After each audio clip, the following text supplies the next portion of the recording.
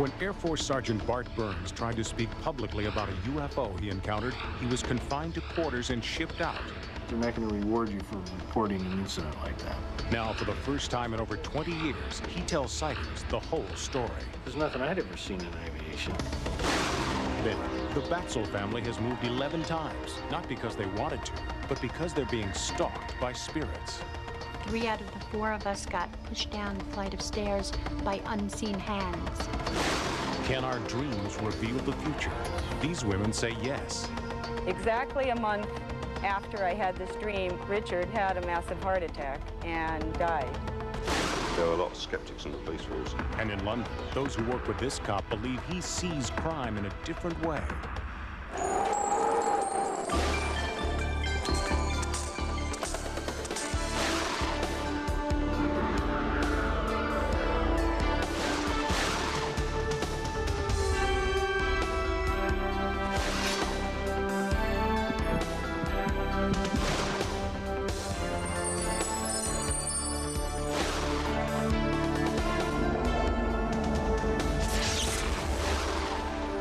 Welcome to Sightings. I'm Tim White.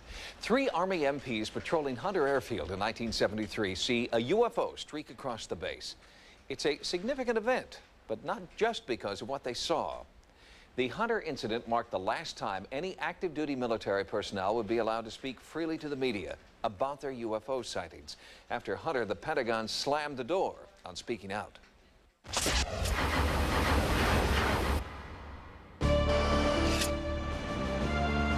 Among the historic landmarks in and around the graceful southern city of Savannah, Georgia, is Fort Stewart and Hunter Army Airfield. It was here, in the early morning hours of September the 8th, 1973, that a watershed UFO event occurred.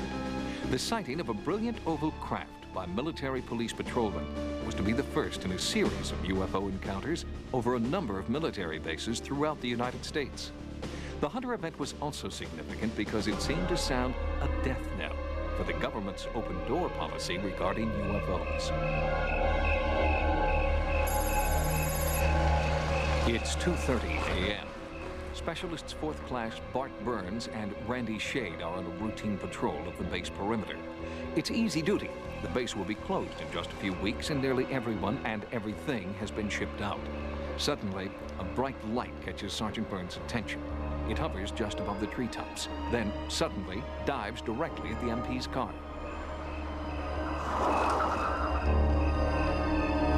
The craft missed them by a whisker.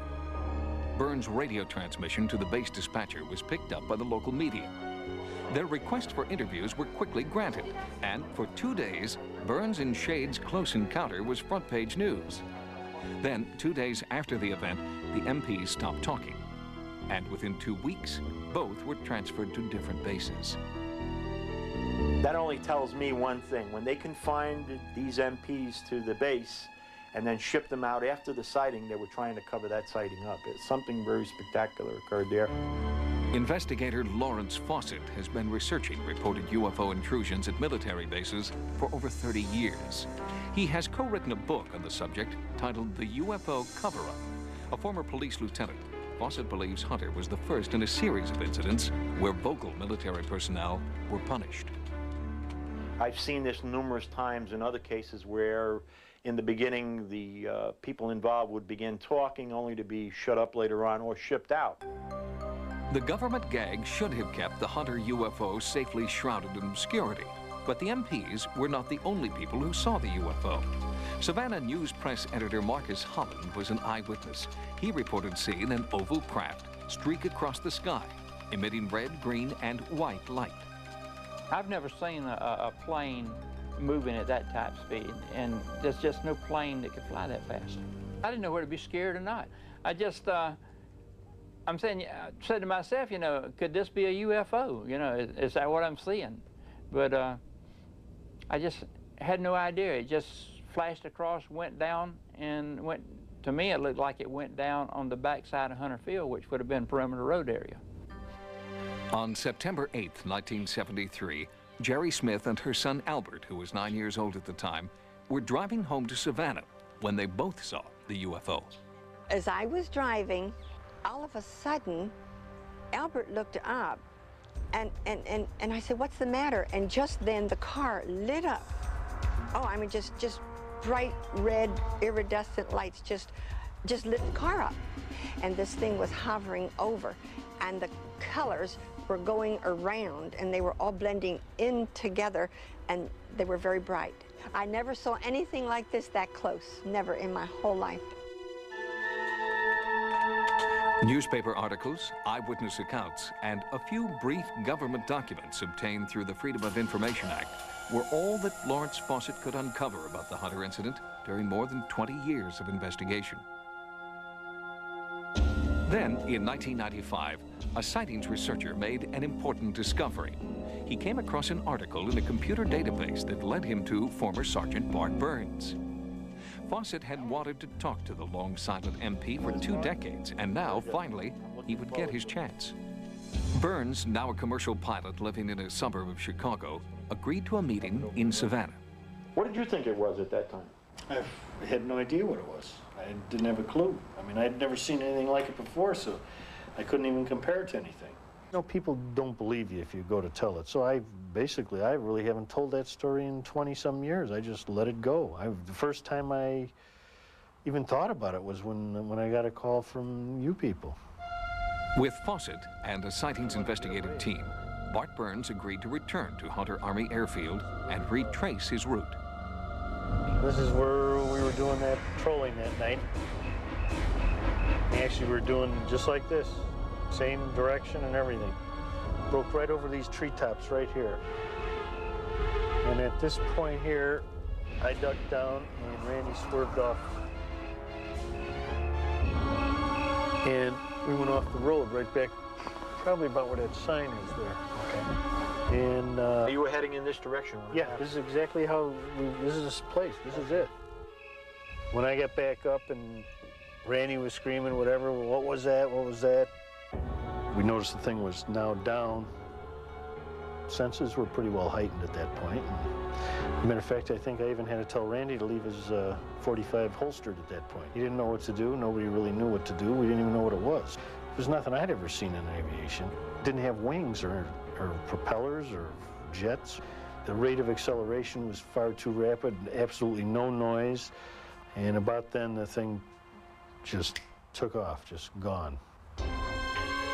As we were driving back Perimeter Road back to the base, we weren't sure how everybody else was going to perceive this thing. So we said, well, we'll just tell the truth, and that's all we can do. I mean, if they believe us, they believe us. If they don't, hey, what are we going to do? Taken on its own, the Hunter incident is an isolated case of a military base overflight by a UFO, witnessed by credible, highly trained military observers. But in the 2 years following this incident, Hunter became only the first in a series of military base overflights. Between 1973 and 1975, more than 75 bases reportedly had sightings of UFOs. But we will never have a full accounting of these UFO incidents because of what happened at Hunter Army Airfield. Within the structure of the military, and that they're not going to reward you for reporting an incident like that. It just doesn't behoove anybody to be passing out medals for that one. Sightings has also located Alexander Murray, the dispatcher who received the original UFO report. Sightings will bring you his interview on a future program. Investigator Larry Fawcett is still trying to locate the second MP who witnessed the UFO alongside Bart Burns. The former MP's name is Randy Shade, and in 1973, Shade was a Spec 4 at Hunter Army Airfield in Savannah, Georgia. Next, a London police detective who knows the spirit of the law. I'm questioning the spirit, and I tend to ask a lot of questions of those that are communicating with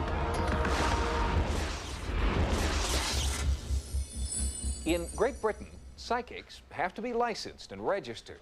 Among the roster of registered psychics is Keith Charles, a man who believes that he has a sixth sense about where and how a crime has been committed. Charles uses this psychic ability every day in his work. He is the world's only registered psychic police constable.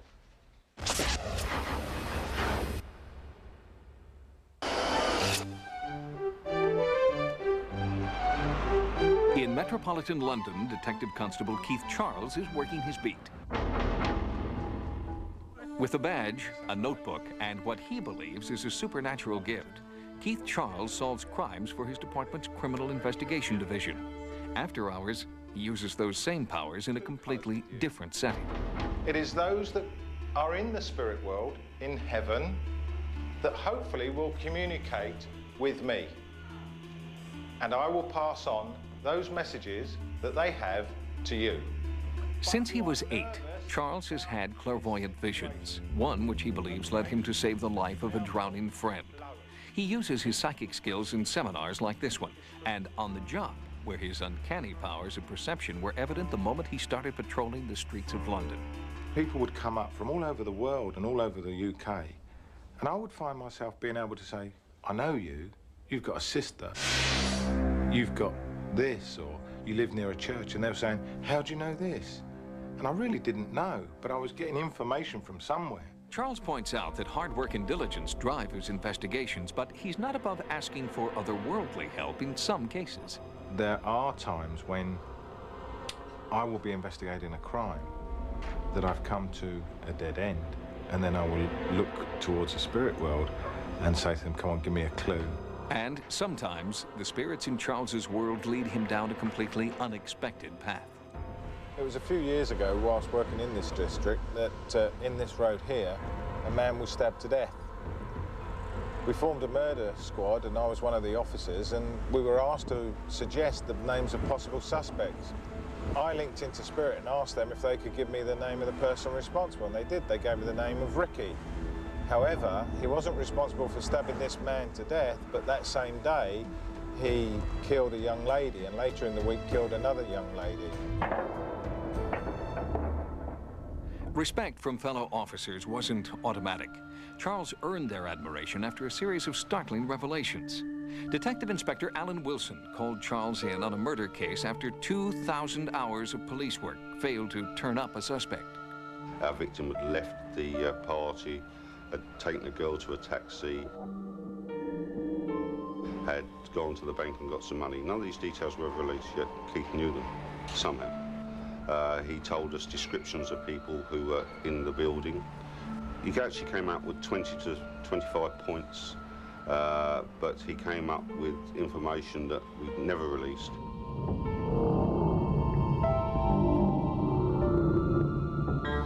Even the most skeptical members of a naturally reticent force had to admit Keith Charles had a way of knowing beyond logic and reason. There were a lot of skeptics in the police force, and when I told my other colleagues about it, even the hairs did stand up at the back of the neck somewhat, yeah. And Charles was able to turn around a skeptical British press corps, including one journalist who ended up co-writing Keith Charles' autobiography. I was extremely skeptical, yes. I was originally chasing what seemed to me like a very good news story. I mean, here you had a policeman who was also a psychic. It just had to be a great story. So I followed him around for quite a while after this and found him unbelievably impressive. And I don't say that lightly. I've opened the door here, and I have a gentleman who says he's your husband. I have the name of James in the spirit world, which does... In his public appearances, Charles tries to bridge the gap between this world and the next, reassuring the living that their dead are in good hands. As a psychic detective, I'm questioning the spirit, and I tend to ask a lot of questions of those that are communicating with me, because I feel if I could give somebody that knowledge and that comfort, knowing that their mum, their dad, brother or son is around them in the spirit world, that their life continues, that's fine. You have had a scar on your knee, please, Rachel? Yeah. Yes? They are aware of this, and they are bringing you confirmation that spirit do look after you.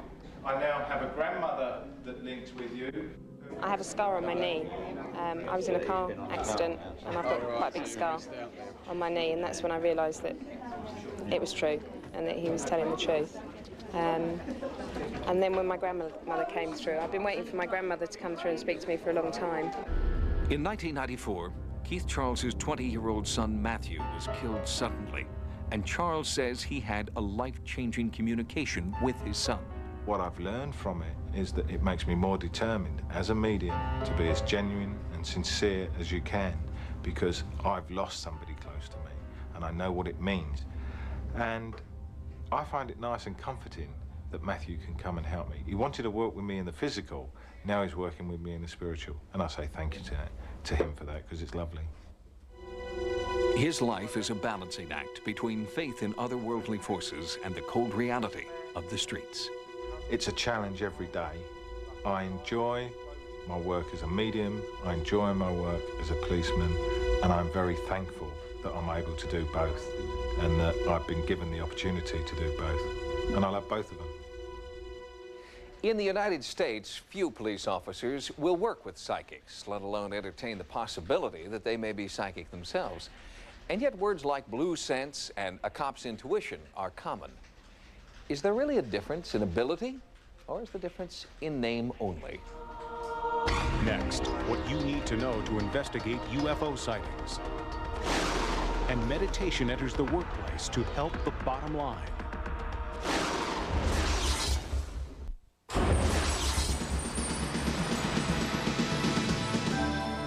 Here are some of the stories sightings is following in the news.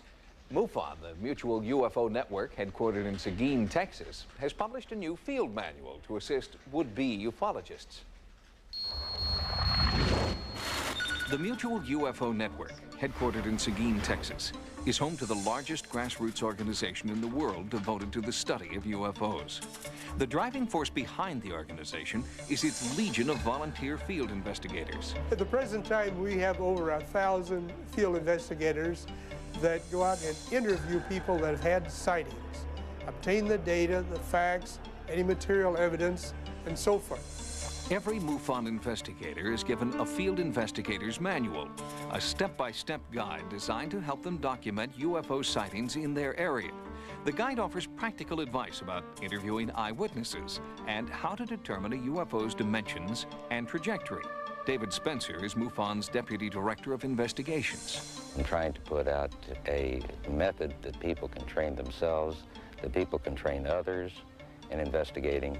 Spencer wrote the UFO Field Investigators Training Guide, a study course designed to help field investigators pass MUFON's entrance examination. He is also creating a database to catalog every reported sighting, a project MUFON believes will help them solve the mystery of unidentified flying objects. In South Korea, volunteer forces are trying to get rid of something left behind after World War II. Not landmines or bombs, but the remnants of a curse based on the belief in a force called feng shui. It is a system according to which good and bad places in space are determined by how male and female elements stand to each other at sites where the country's energy was supposed to come out of the Earth. 50 years ago, at specific sites throughout South Korea, the retreating Japanese army drove thousands of metal stakes like this one into the earth. And they did that in order to disrupt the harmony that is necessary for the orderly conduct of a nation. It was a final act of revenge. The Japanese implanted these stakes to forever poison the earth of Korea. They hoped it would prevent the Koreans from recovering after the war. Since many Koreans are beginning to think again in terms of feng shui, to them it means removing the last vestiges of the Japanese occupation, and also to make sure that Korea will continue to prosper.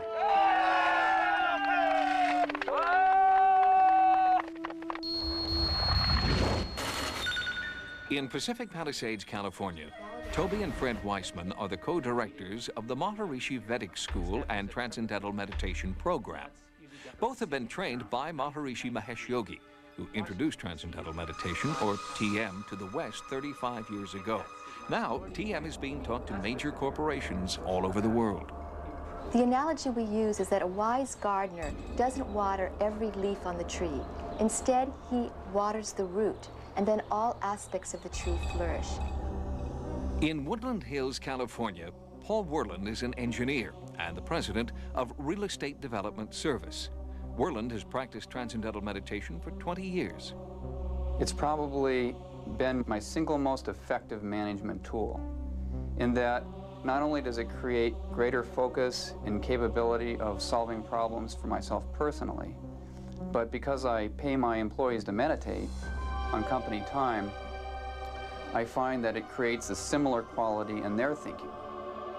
Whirland's meditation policy is strictly voluntary. He offers to pay 50% of each employee's TM training fee and 100% if they decide meditation is not for them. So far, 80% of Whirland's employees are practicing meditation. I never knew that people meditate before I came to this company. And I noticed that people in this company are very calm, they are very concentrated and when they work, and there is no friction between people. Studies conducted in the United States, Europe, and Japan show that major companies who have used meditation have increased productivity, reduced absenteeism, and an improvement in the physical and mental health of employees. Paul Whirland claims that his profits have doubled. We'll have more stories from the news next time. Now, here's what's coming up on Sightings. Claire Sylvia dreamed a death that saved her life. I feel like I've been reborn. Later, for 25 years, the Batsels have been on the move, trying to outrun a stalking spirit. Some people have become very frightened of us and are no longer our friends.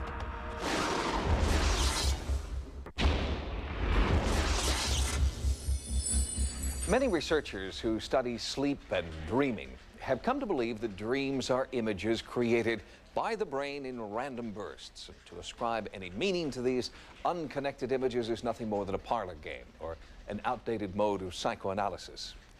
But anyone who's ever had a dream, and that's all of us, has experienced the feeling that these images must mean something. The brain must be sending us a message.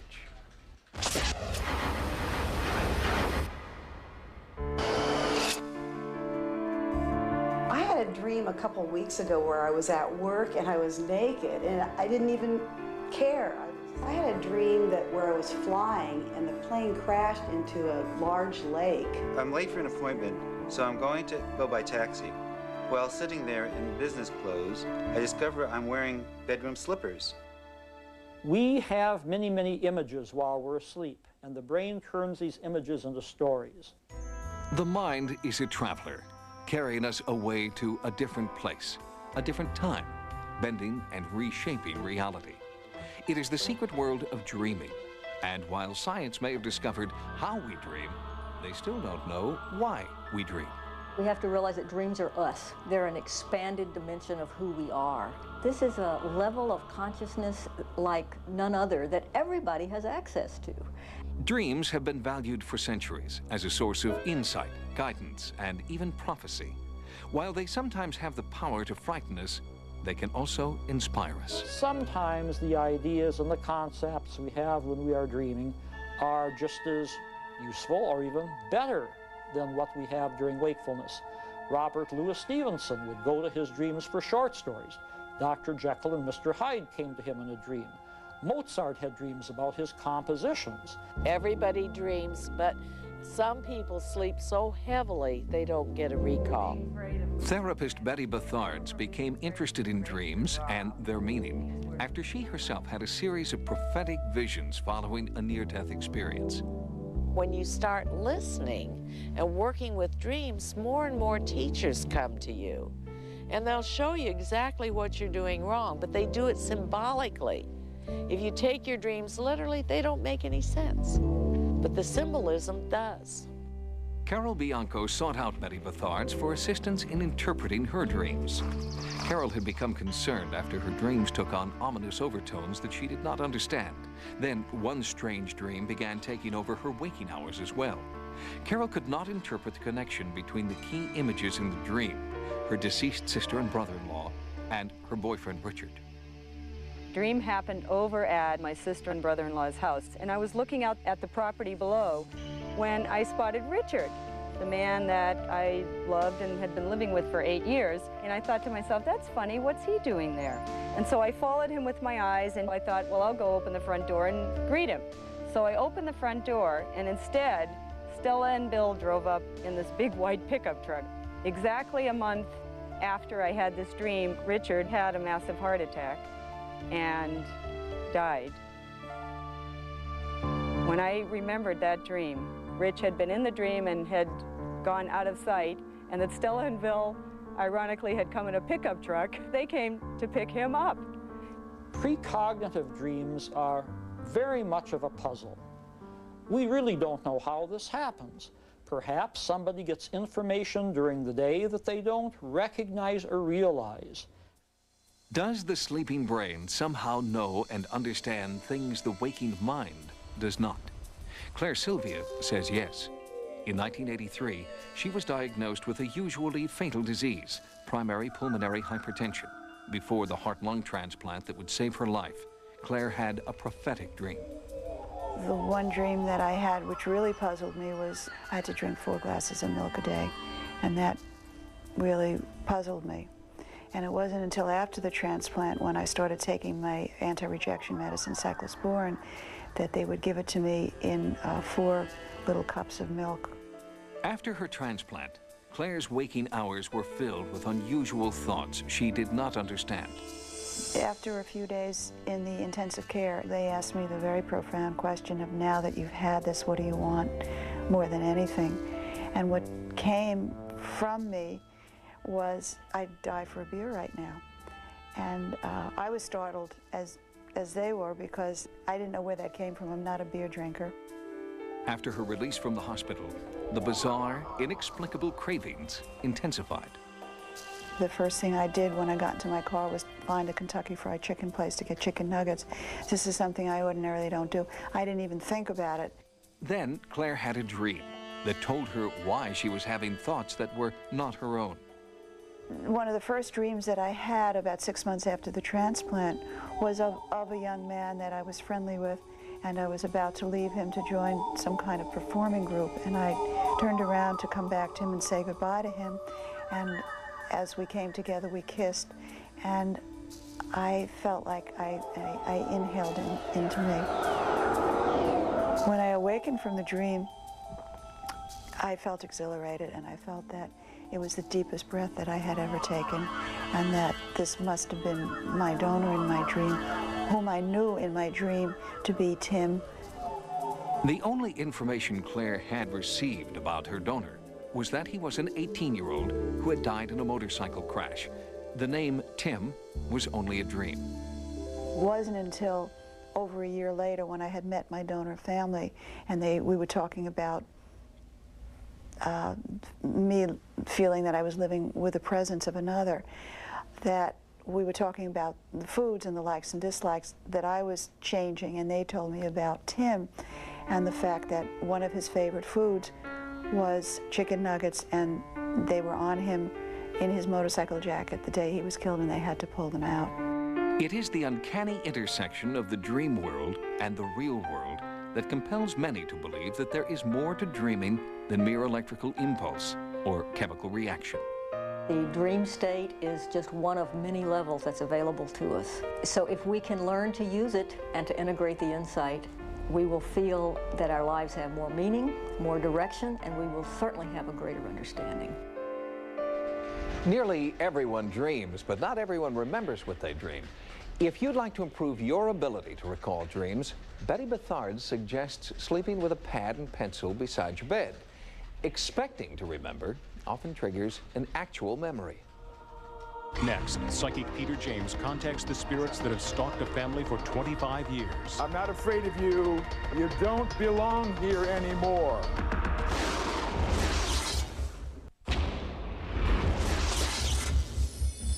The Batesel family believes that they're being stalked.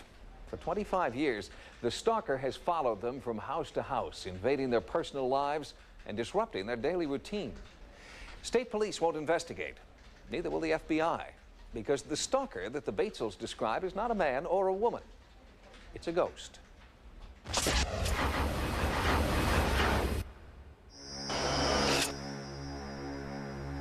It's a very uncomfortable feeling. You're living in a home and you're not really alone. It's a feeling Beth Batesel has had for more than 25 years. It's harrowing. It's tiring. It's very frustrating. And it's a feeling the entire Batesel family shares. Since 1970, they have been on the run, pursued by strange, unseen forces that they do not understand. Bob and I got married in 1970, and after a year of working and saving, we bought our first home in New Brunswick, and that's where this particular phenomena all began. The Batesel family was very nice. They were very intelligent and good neighbors.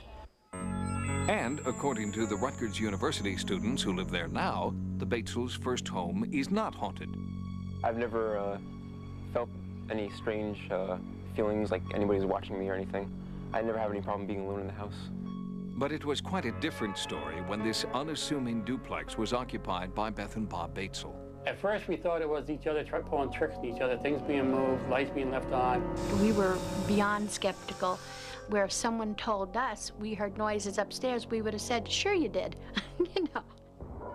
What really sealed it, we were sitting and watching the news one evening, and all of a sudden there was an odor, and we were both kind of looking around, watching the news, but concentrating on the odor, and suddenly something came into our vision sight, and that was a cigarette. It was a lit cigarette, and it was floating down from our ceiling. Beth and Bob moved out, started a family, and continued to be haunted. The next significant house would have been in Clinton, New Jersey, where 3 out of the 4 of us got pushed down the flight of stairs by unseen hands. As the children grew up, the ritual of packing, moving, and unpacking became just another part of life.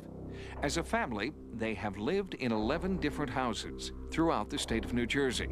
Recently, they decided to try a more rural setting, in the woods near Lake Ariel, Pennsylvania. When we moved here, we thought that it was the best thing we could do for the simple reason that it was out of state. But even putting 200 miles between themselves and their last home has not kept the unwanted hauntings off their trail. Some paranormal force has followed them here. Lisa and Laura Batesel were the first to sense that something was terribly wrong in this house as well. We were watching TV, and she said, look, and I turned and I looked, and I saw something in the window. Lisa came tearing up the stairs, telling us something. She was babbling. It was my cat hanging by a rope with its eyes gouged out. I knew nothing had happened to the kitten. I knew that what they had seen was an apparition of the kitten. Over the years, Beth and Bob have consulted numerous paranormal investigators, including psychologist Carl Schlotterbeck. I think there's a rich combination of things happening. One, I think that there are spirits attached to them as a family. They're great hosts for people in bodies and outside of bodies. In their newest home, Schlotterbeck has taken hundreds of photographs and believes he has been able to capture evidence of spirit forms on film. It was highly irregular because they are things that I've never seen in photographs before. Even the large light that looks like it would be lens flare still doesn't fit the typical pattern of lens flare because there wasn't a source of light. The photos are an important document of the Batesel haunting, but for Beth, it feels like too little, too late. The ordeal over these last 20-odd years has very much affected me and my whole family and those who we know. Some people have become very frightened of us and are no longer our friends. Sightings ask psychic Peter James to consult with the Batesel family and try to make contact with the stalking spirits. Hello? Give me a sign that you're here. Identify yourself. Peter agreed with Carl Schlotterbeck's assessment. The Batesels were being followed by spirits, but Peter also sensed a strong force attached to this house in particular. I get the letter R first, then George, and then the last name that has a Y in it. Okay? That's correct. The original owner's name was George Robert Kenyon.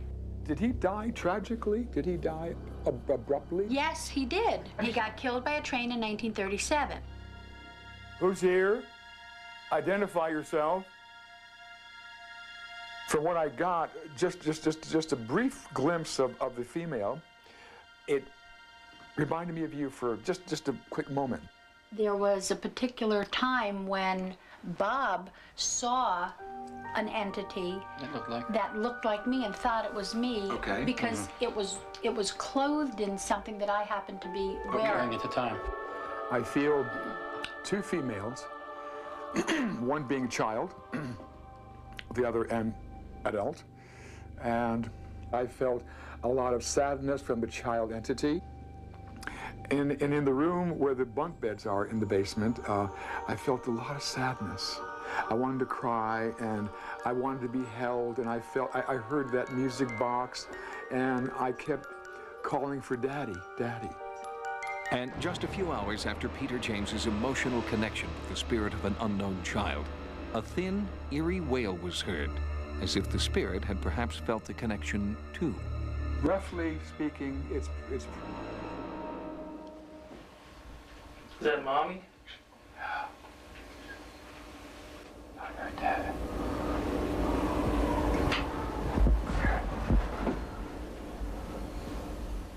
I hear, maybe I hear it just clairaudiently, but I hear this child saying, Daddy, Daddy, crying for Daddy. The faint, plaintive cry of a child was barely audible. Here is that same sound again, greatly amplified.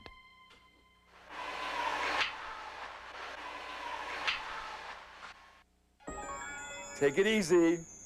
Come forth, I'd like to help send you on. You don't belong here anymore.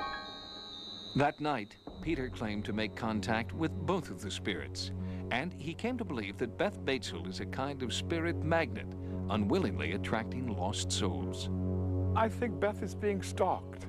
I think she's being followed. She has an aura that I think attracts these entities to her. Peter believes that Beth has a special kind of spiritual energy that is comforting to these spirits, and that while the haunting activity may appear frightening, the Batesels must understand that the forces here are not trying to harm them. We've learned many things. We never thought that the houses we moved in were haunted. We always felt that they were following us. I don't believe that houses are haunted at all. I think people are haunted. Since Peter James's visit to the current Batesel home, the unsettling haunting activity has subsided. However, the spirit they now know as George continues to make his presence felt. The family believes that he may never leave entirely, but they have a better understanding of how and why he haunts them. Next, Sightings uncovers astonishing similarities between UFOs over Nellis Air Force Base and Mexico City. There's also 4 little bumps on there.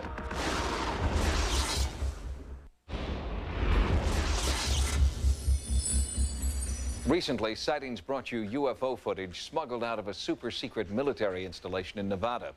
Well, since then, the tape of the anomalous craft has been undergoing analysis by an image enhancement expert. As Sightings correspondent Carla Wold reports, this expert has found similarities between the Nellis craft and many of the UFOs sighted in the long-term flap over Mexico City. Since 1991, an alarming number of UFOs have been sighted by thousands of people in the skies above Mexico City. Now the strange invasion seems to be spreading north. This unknown aircraft. T1 control doesn't know what type of aircraft it is either. You are hearing the voice of the American military, monitoring a UFO as it hovers over a secret desert facility, part of Nellis Air Force Base in Las Vegas, Nevada. As part of Sightings' ongoing investigation into the Nellis craft, the video is being analyzed by a Defense Department subcontractor specializing in image enhancement. He believes the Nellis UFO bears an uncanny resemblance to many of the UFOs observed over Mexico City. Concerned that his startling conclusions could compromise his top-level security clearance, his identity is being concealed. This is the Nellis Air Force. Right. This is the Nellis Air Force Base range footage. Now, this piece of video right here was taken in 1991 during the eclipse in Mexico City. What specifically did you notice that was similar? There appears to be 4 little bumps on there, and there's also 4 little bumps on this guy. We did do some extensive work on this spine area, this ridge along the top, and along this area here. And when we enhance these areas, it reconstructs very similar. Is it this extreme black this pitch black circle on each of these objects, that sort of was the whistle for you that sounded the alarm, like that there might be some similarity between these two objects? Yes, yeah. That area was puzzling to us in the original analysis because it appeared to be so highly absorbent of light. Most objects illuminated in this bright a sky, even surfaces that are way down on the bottom out of the sunlight in deep shadow, still reflect light back to the camera. This object stops reflecting right here on this forward edge, and it falls off very rapidly to pure black down the center. Very, very black, what we call super black. Do you know any aircraft? Are you familiar with any aircraft that would look like that? No. In the sky? We looked at it in comparison with all known types of military and commercial and private type aircraft, but we were unable to find any wings or anything on the geometry of this. Each UFO has a black ridge center, an identical profile, and a white diffuse shape shadowing the core. But these are not the characteristics that excite our expert, who's trained to analyze minute detail in satellite photos. We took some video from a golf ball coming up through the sky and down to the green, produces a similar object to a UFO. It's a small white dot in the sky. We were able to go to those images and with very minimal work, able to bring out the dimples in the golf ball in flight. When we look at these images, we can't get the definition of the geometry that we would expect for objects as close as this one was to a very good camera. The objects by nature are fuzzy or undefined or unclear. This one was shot by a very expensive tracking camera on a very stable mount. This one was shot by a handheld consumer video camera. And there's no difference in resolution. And we find that puzzling, that no matter how many of these images you get from whatever source, they all have that ball of cotton syndrome or that fuzziness to them. When they were seen only over Mexico City, it was a phenomenon.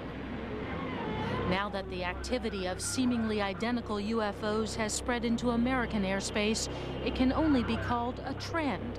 The sightings investigation will continue. The Mexico City mass sightings continue unabated. After more than 4 years of persistent UFO encounters, there is still no consensus on what or who is responsible for these unexplained aircraft.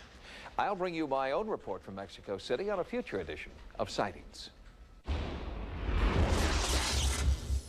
If you've had a paranormal experience, please write to us at Sightings. Sightings can also be contacted at America Online at keyword Sightings. At the Sightings Forum, download images, sounds, and QuickTime clips. Also, join us daily in our chat room, live on AOL.